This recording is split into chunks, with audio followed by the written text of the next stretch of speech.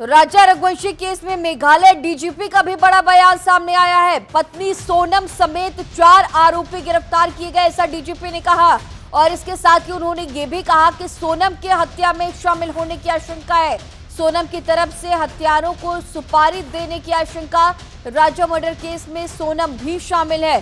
तो आप देखिए कि राजा मर्डर केस, जो कि ये नया कपल अभी अपने हनीमून पर शिलोंग गया हुआ था, 17 दिन से सोनम लापता थी। सोनम मिली है, गाजीपुर में सोनम मिली है। राजा का शव बरामद हुआ है शिलोंग में खाई से। और इन सब के बीच डीजीपी ने यह कहा कि सोनम रघुवंशी ने ही अपने पति की सुपारी दी होगी, ऐसी आशंका जताई जा रही है। और इसी खबर पर और भी ज्यादा जानकारी के साथ हमारे सहयोगी नंदन श्रीवास्तव हमारे साथ फोन लाइन पे मौजूद है। नंदन, राजा रघुवंशी हत्याकांड से जुड़ी हुई तमाम अपडेट सब सामने आ रही है। सोनम रघुवंशी भी मिली है, गाजीपुर में वो मिली है। और इसके साथ ही जो डीजीपी है उनका ये कहना है कि सोनम इस हत्या में शामिल हो सकती है, ऐसी आशंका जता रही है। क्या कुछ अपडेट? राजा रघुवंशी और उनकी जो पत्नी सोनम रघुवंशी मामले में जो बड़ा खुलासा हुआ है उसमें कि सोनम रघुवंशी यूपी के मतलब गाजीपुर जिला पड़ता है, वहां पे एक ढाबे पे पुलिस को बरामद हुई है। बताया जा रहा है कि पुलिस ने उन्हें बदहवास स्थिति में पाया है, वो कुछ भी बोलने की स्थिति में नहीं है। और सोनम के जो पति राजा रघुवंशी की जो लाश मेघालय में मिली थी, पिछले 17 दिनों से उनकी तलाश हो रही थी, जिसके बाद सोनम के मिलने की पुष्टि राजा के बड़े भाई ने कर दी है। अब बात करें कि सोनम के कब्जे से क्या बरामद हुआ, तो पुलिस ने अभी तक इसकी कुछ पुष्टि नहीं की है। पुलिस ने सोनम को कब्जे में ले लिया है, सोनम से पूछताछ कर रही है। और पूरे मामले का रहस्य तभी हो पाएगा जब सोनम आखिर पूछताछ में सब बता पाई आखिर राजा रघुवंशी की हत्या किसने की और सोनम मेघालय से कैसे गाजीपुर पहुंची है।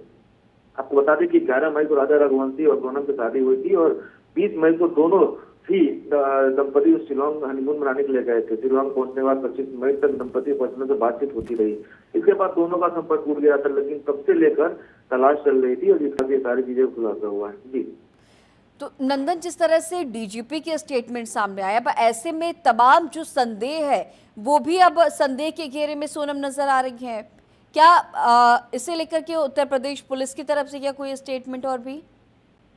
नहीं, बिल्कुल अभी तक यूपी पुलिस की तरफ से कोई स्टेटमेंट नहीं दिया गया है। हालांकि जो संशय है वो सोनम पर बरकरार संशय है, लेकिन सोनम से पूछताछ में स्पष्ट हो पाया कि अगर उसने हत्या की है तो किन कारणों की वजह से उसने हत्या करवाई है और क्या वजह थी कि वो हत्या करवाने के बाद वहां से फरार हो गई। जी नंदन, एक बार पूरा जो घटनाक्रम था उसे भी विस्तार से बताइएगा कि किस तरह से ये कपल हनीमून पर गया और इसके साथ ही इनके पेरेंट्स के भी तमाम स्टेटमेंट सामने आए हैं। हाँ देखिए, जैसे मैंने आपको बताया कि 11 मई को राजा और सोनम दोनों शादी किए थे, जिसके बाद 20 मई को इंदौर से शिलोंग गए थे, हनीमून पर निकले थे घर से। उसके बाद शिलोंग पहुंचने के बाद 25 मई तक दोनों ने ही परिवार से बातचीत की, हालचाल लिया और अपने अपडेट देते रहे। लेकिन उसके बाद से दोनों का परिवार से संपर्क टूट गया। उसके बाद जब लोग परेशान हुए तो दोनों का फोन बंद आने से परिजन घबरा गया, तभी दोनों के लापता की सूचना पुलिस को दी गई। लापता होने करीब 10 दिन बाद राजा का तो मिल गया, लेकिन दोनों को कुछ पता नहीं चल रहा था। उसके बाद पुलिस तलाश कर रही थी और अब यूपी के गाजीपुर से उसकी सोनम बरामद हुई है। तो कहीं ना कहीं पुलिस को पूछताछ करेगी, पूछताछ में चीजें निकल के आएंगी कि आखिर क्या वजह थी। क्योंकि एक ही गवाह के अगर रूप में देखा जाए तो सोनम ही राजा का साथ थी और राजा के साथ क्या हुआ, क्यों हुआ, दोनों ने क्यों ऐसी चीजें घटित हुई दोनों के साथ में, सारी बातें सोनम ही बता पाएगी।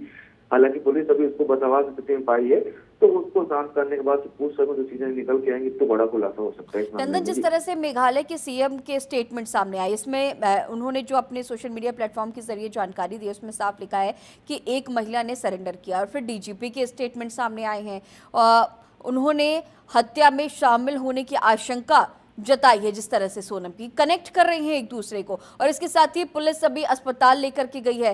तो किस तरह से देखें इस पूरे मामले को, क्योंकि जिस तरह के हालात नजर आ रहे हैं, जिस तरह के स्टेटमेंट्स हम देख रहे हैं सीएम के और डीजीपी के, देखिए कुछ मोटम सपेंडी पता चल जाता है कि आदमी की किस वजह से सोनम ने हत्या करवाई होगी। कुछ सबूत पुलिस को हाथ लगे होंगे, जिसके बाद से सीएम के संज्ञान में आया होगा। और संज्ञान में जो सीएम के मेघालय के जो सीएम है उन्होंने बयान दिया था और डीजीपी के बयान से कहीं ना कहीं स्पष्ट हो जाता है कि कुछ तो चीजें रही होंगी जो सोनम के विरुद्ध हुई हैं। सोनम ने ही अगर ऐसी घटना कारित की है तो कहीं ना कहीं सबूत पुलिस के हाथ लगे, तभी पुलिस ऐसे बयानबाजी दे रही है। तो अब पूरी बातें सोनम के बातचीत पूछताछ के बाद ही स्पष्ट हो पाए कि आखिर सोनम किन कारणों से ऐसी घटना कारित की है, अगर की है तो। लेकिन अगर नहीं की है, या तो क्या मजबूरी थी या फिर क्या वजह थी, ये सब स्पष्ट हो पाएगा जब सोनम बयान देगी और पुलिस उससे पूछताछ में सारी बातें निकलवाएगी तब। ठीक है नंदन, आगे भी आपसे अपडेट्स लेंगे। फिलहाल तमाम जानकारियों के साथ बने रहने के लिए आपका बहुत शुक्रिया।